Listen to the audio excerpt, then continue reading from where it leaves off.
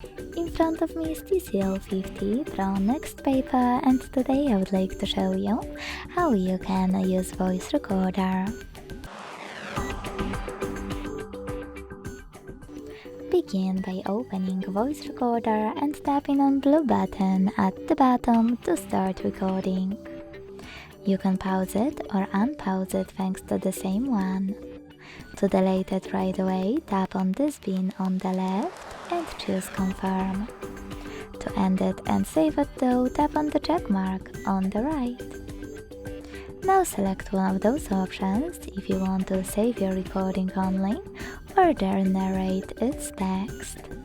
You can always generate your text later on by tapping on Save Recordings Only, tapping on your recording here to play it, and selecting Generate at the bottom. To rename it, hold it, choose Rename and type in whatever you want to. Then hit Save. To get rid of it, hold it again and this time choose Delete. Now confirm your choice in the pop-up. Thanks so much for watching. If you enjoyed this video, leave a like, comment and subscribe. Bye!